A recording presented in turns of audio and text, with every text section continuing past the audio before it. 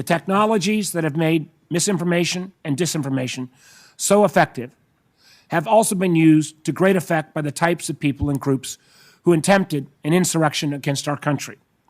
But domestic violent extremists were around long before January 6th, and they'll continue to pose a significant threat long after we put that incident to rest.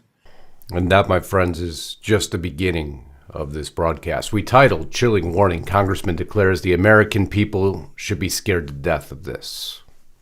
You know what this is? I'm going to tell you in no uncertain terms exactly what this is. A movement of the intelligence community against those that you may not expect. When you don't give the definition precisely as to what a DVE is, domestic violent extremist, then who is put into that pot?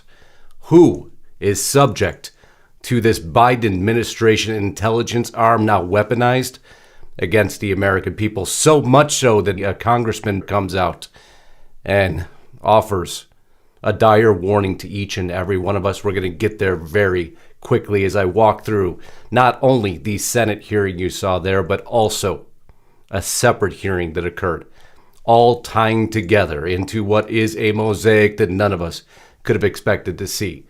I want to first thank you for allowing me to fill in for Lisa Haven today. My name is Justice Knight, co-host at Restricted Republic. If you haven't subscribed to my channel, I certainly hope you will. Lisa will put a link just above me. If you haven't subscribed to all these social media platforms that we trade on and communicate with you, we certainly hope you will. Most importantly, with everything you're going to learn today, you'll understand why Lisa and I created Restricted Republic.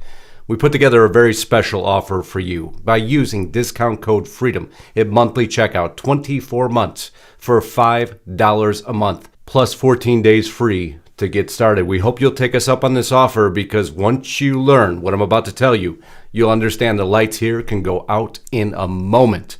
And it's exactly what they're attempting to do on top of things so far worse. No commercials, no advertisers, no sponsors, beholden to no one but our audience. RestrictedRepublic.com. Now let's get on with this broadcast. Now, Lisa and I watch these things very closely. We're going to start with the annual threat assessment of the U.S. intelligence community, published on April 9th of 2021 from the Office of the Director of National Intelligence. Now, don't worry, we're not going to read all of this. I'm going to go to the lowlights of it. There's one section within the document called Global Terrorism. We'll dive into that a little bit. We see this lone actor threat manifested both within homegrown violent extremists who are inspired by Al-Qaeda and ISIS, and within domestic violent extremists who commit terrorist acts for ideological goals stemming from domestic influences such as racial bias and anti-government sentiment. The DVEs are also inspired by like-minded individuals and groups abroad. Also within this document, if that's not enough, and I'll get into the definition of this, racially and ethnically motivated violent extremist.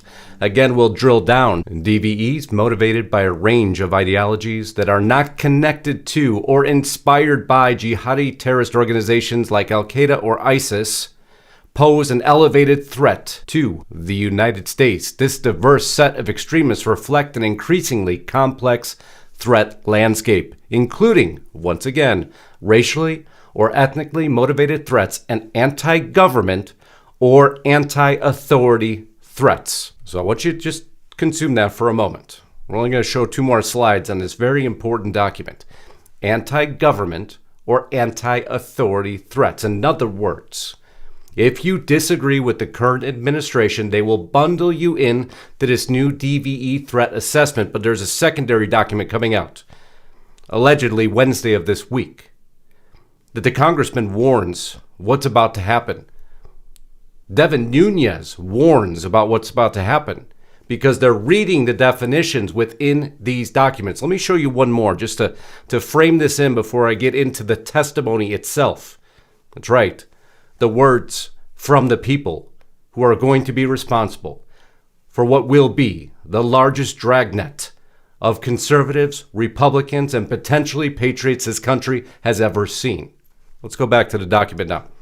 Both these and other DVEs, such as anti-government and, again, anti-authority extremists, are motivated and inspired by a mix of ideological, socio-political, and personal grievances against their targets, which have increasingly included large public gatherings, houses of worship, law enforcement and government facilities and retail locations. Lone actors who, by definition, are not likely to conspire with others regarding their plans are increasingly choosing soft, familiar targets for their attacks, limiting law enforcement opportunities for detection and disruption. Of these, violent extremists who espouse an often overlapping mix of white supremacist, neo-Nazi, and exclusionary cultural nationalist beliefs have the most persistent transnational connections via often loose online communities to like-minded individuals and groups in the West. It's a lot to consume, I understand that. But there they bundled multiple groups together. And they're starting now to shift towards this online threat assessment. I'm going to prove this out, exactly what they're going to do and how they're going to do it, to provide you guidance as to what this administration's doing. Now, where does much of this come from? How is this stemming? How did the Biden administration create this? Let's start with Exhibit A, Avril Haines, who you're going to hear her testimony here shortly, just to tie everything together. At one time, this was only a nomination. She is now the Director of National Intelligence, going back in history. She served, as it says here in the article, former Obama official and John Brennan loyalist, now holds the Director of National Intelligence post. Many of you who have listened to my broadcast know my position on John Brennan, and I know most of yours. But let's get into this testimony to frame in exactly what's about to occur. These groups seek to conduct attacks inside the United States, but sustained counterterrorism pressure has broadly degraded their capabilities. Domestically, lone actors and small cells with a broad range of ideological motivations pose a greater immediate threat. We see this threat manifest itself in individuals who are inspired by al-Qaeda and ISIS, often called homegrown violent extremism, and those who commit terrorist acts for ideological goals stemming from other influences, such as racial bias and anti-governmental sentiment, which we refer to as domestic violent extremism, or DVE. And DVE is an increasingly complex threat that is growing in the United States. These extremists often see themselves as part of a broader global environment and movement, and in fact, a number of other countries are experiencing a rise in DVE. Now, you would have expected after hearing testimony like that, the Republicans would have fired back, but actually you get quite the contrary. Let me present you Ben Sasse, Republican Senator out of Nebraska. You for being here as well. The American people are blessed to have an IC that's as serious as ours is. We have a lot of a gazillion patriots and some actual heroes in the community, and the five of you care deeply about the mission and about leading those folks and celebrating them. So I just want to say, since most of our time in this committee is spent in an oversight capacity, which is in private, we don't get the chance to say in front of the American people enough. Thank you to the entire intelligence community, and particularly the five of you who are leaders. Director Haines, I also want to praise your statement. I think that your opening statement on behalf of the whole community today was incredibly strong. Some would consider that swooning. After you're hearing the words that were used, this is all leading to basically domestic surveillance. Those in the trial were William Burns, Christopher Wray, General Paul Nakasone, Scott Berrier, and of course, Avril Haines. Here on American Greatness, Biden intelligence community breaches authority to target the right. Instead of prioritizing resources to confront the menace posed by America's foreign adversaries, the IC is devoting most of its time to pursuing Americans on the political right. In her testimony, she said very clearly that domestic DVEs are a bigger threat than ISIS or al-Qaeda to the Republic. But let's get back to the story. Newer socio-political developments, such as narratives of fraud in the recent general election, the emboldening impact of the violent breach of the U.S. Capitol, conditions related to the COVID-19 pandemic, and conspiracy theories promoting violence will almost certainly spur some DVEs to try to engage in violence this year, Haines claimed in her March report. Domestic violent extremists are U.S.-based actors who conduct or threaten activities that are dangerous to human life in violation of the criminal laws of the United States or any state. Just break that down for a minute. Go through your belief system. Did you hear what she just listed there? Narratives of fraud in the recent general election, the emboldening impact of violent breaches at the U.S. Capitol, conditions related to COVID-19 pandemics, and conspiracy theories promoting violence. Think about your social media posts for a moment now. Think about your thought processes, and you fall into one of those categories. The warning is quickly starting to get into focus now, isn't it? I'm going to put it more into focus for you. So we have a headline come out of Fox News. U.S. Intel backpedals on Russian bounty story that Trump called a hoax. So U.S. Intel makes mistakes. And what if they make a mistake on you? What if they make a mistake concerning your family? What if they make a mistake concerning a post? Well, what would they do? Well, immediately thereafter, this story comes out another story. DOJ is reportedly investigating ex-Trump official who debunked a Russian collusion narrative. An opinion piece here coming out of the Washington Post, how Kash Patel rose from obscure Hill staffer to key operative in Trump's battle with the intelligence community. Who's the author of this story? Oh, David Ignatius, of course. Kash Patel, the former GOP congressional aide who uncovered the FBI surveillance abuses against Trump campaign, is a target of a federal leak investigation, according to reports from the Washington Post. David Ignatius, a columnist for the Post, reported Friday that two sources familiar with the probe say that Patel is being investigated for unauthorized disclosures of classified information. Don't be on the wrong side of this administration, especially when a story comes out that debunks what you once said was true. Trump said he wasn't comfortable with the intelligence, so he wasn't going to act on it. And now basically you're coming out and saying that he shouldn't have trusted the intelligence and he shouldn't have acted on it. So lo and behold, magically another story comes out, of course, involving Russian collusion. So we'll go back to David for a moment and see another story he posted on the Washington Post. Opinion, the truth behind the Hunter Biden non-scandal. What else is David posted on? There's David again, January 12th of 2017, the article that started it all in the Washington Post. Why did Obama dawdle on Russia's hacking? This leading, of course, to the Flynn investigation. Just want to frame in how the intelligence community can maneuver when they disagree with their political opponents. This is another set of government offices that are being politicized, which has horrific implications for the very freedoms that our Constitution grants us. So we're going to frame this in even further. Adam Schiff presses FBI on reviewing social media for future threats to the Capitol. That title alone should have you concerned. It appears that probably some of the best intelligence prior to January 6th was open source, Schiff said. What is the Bureau's policy in terms of your ability to review social media when it's appropriate to do it, when it's not appropriate to do it? Do you have a clear policy on that? And are there legal constraints as well that preclude you from getting the intelligence that you need? Let's break down that statement. Is there any law standing in your way to violating the very privacy of the American public? You should have unfettered access to everything that they publish on social media or personal, through private messaging or not. And if you don't have that access, Christopher Wray, can you please let us know so we can get that for you? You saw this coming. You had to have seen all this coming. I'm showing you how it is going into action now. How does Wray respond? Wray responded that the FBI does not simply patrol social media looking for problems. However, he said, the FBI does get tips from social media companies and members of the public. If we have the appropriate predication, we follow up on those, he said. Schiff then asked if, in the absence of those tips, were there proactive efforts to determine the ongoing threat to the Capitol?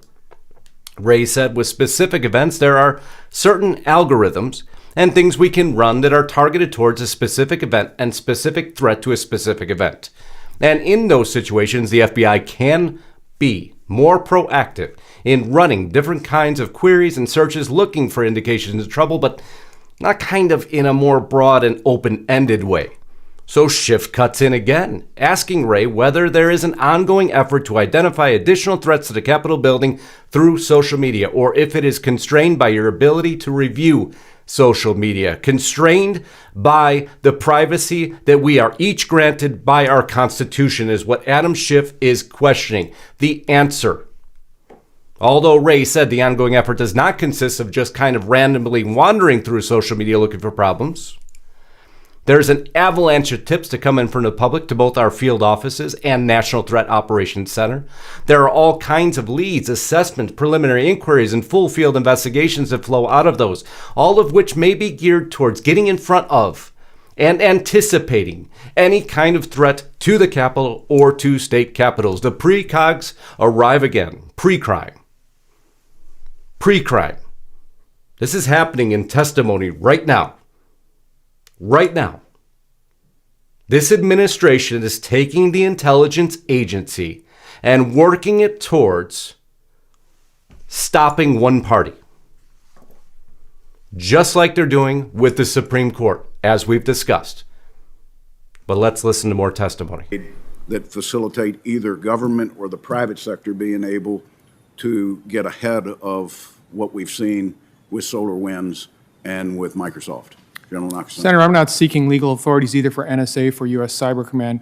My intent in my discussions has always been, though, is to state that with an adversary that has increased its scope, scale, and sophistication, we have to understand that there are blind spots in our nation today. And one of the blind spots that our adversaries are using is the fact that they are utilizing U.S. infrastructure and a means upon which we cannot surveil that, whether or not in the intelligence community or in the law enforcement community, to be able to react quick enough to what they're doing. This is why we listen to hours and hours and hours of testimony, because you won't get this anywhere else but at Restricted Republic. This is how we frame all this in. You remember when we reported to you this FBI document, anti-government, identity-based, and fringe political conspiracy theories very likely motivate some domestic extremists to commit criminal, sometimes violent activity. What do we warn you? This coming out of the FBI's Phoenix field office. What did we warn you would happen? They would take it a step further. They would attempt, as the general just stated, to get in front of this intelligence. They don't want to be embarrassed anymore. What else did we report to you? There was one agenda that they were going to use against everybody. Heinrich and Senate Democrats write to FBI and DHS requesting information on Q threat posed to America and abroad. That's right. So how does that relate to this story? You're probably asking yourself. Well, as the article states here on Vice, we're about to find out how dangerous the FBI thinks QAnon really is. Are you scratching your head now? Just go ahead. Think about all your social media posts again. Just think about it for a moment. Because there's a report coming out on Wednesday. This report that Ray refers to said the report is close to being finalized. My understanding is my staff is working with yours, and we should be able to get you a full, unclassified version of this report shortly. Wait now. What report? What information? When you're talking about social media, when you're talking about surveillance of the American public, when you've identified these DVEs, but yet at the same time, you're putting a report out on this QAnon. And now how is this all going to tie together, you might ask yourself? Well, sometimes you could tell by the reaction of those individuals who still are attempting to protect some amount of freedom we have. You could tell by the reaction, let's take here, of Devin Nunes, who says, warns intel chief against targeting Americans, particularly Republicans.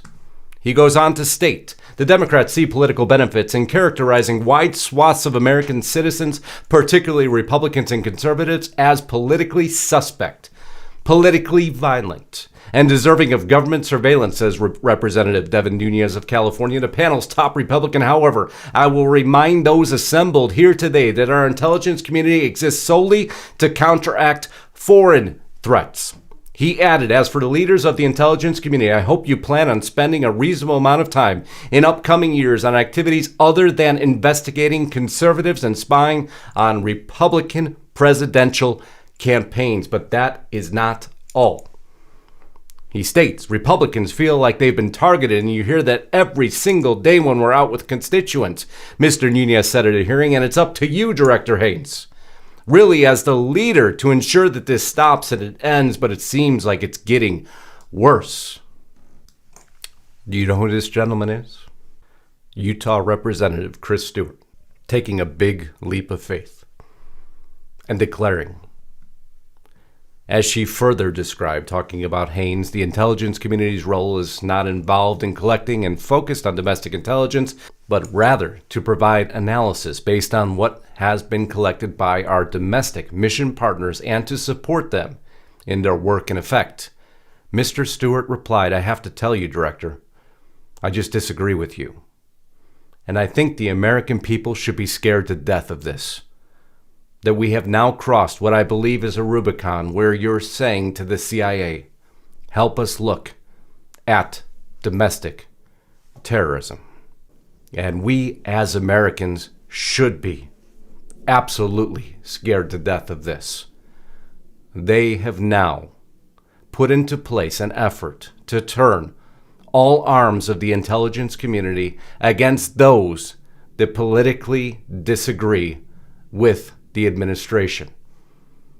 Yeah, there's bad people out there. Yes, the intelligence community was there to find them. But to take the broad brush they have now taken, the words that you have now heard, the documents you have now read, I hope you understand how big of a dragnet this will be when you have congressmen coming out warning that America should be afraid. And for this, we absolutely should be afraid if they did it to a seated U.S. president. What will they stop at in this newest, now coordinated effort to dragnet an entire political belief? My friends, this is why we created the platform we did at Restricted Republic, because there's more elements to the story that simply shouldn't be shared anywhere else but there. And we're going to get into those elements in great detail because you deserve to know even more of what's happening. The darker details. I hope you'll get over there right now. Discount code FREEDOM. 24 months for $5 a month. 14 days for free to check out the platform. See what an open discourse sounds like. No commercials. No sponsors, no interruptions, beholden to no one but our audience. Those like-minded individuals who are now being isolated into the dark corners of a political spectrum by an administration run out of control. There is no other way to put it. When they're going to take all intelligence communities and bind them together with one purpose and one agenda to silence any political dissent and or disagreement. Nothing more and nothing less. I can't thank you enough for allowing me to fill in for Lisa today. I hope if you haven't subscribed to my channel, you will. I hope you'll follow us on all the social media platforms that we present here. And I hope most importantly, you'll go to where unfiltered and uncensored news is provided to you. Because there is so much more to this story you need to know. Until next time, Godspeed and God bless. Justice Knight, signing out.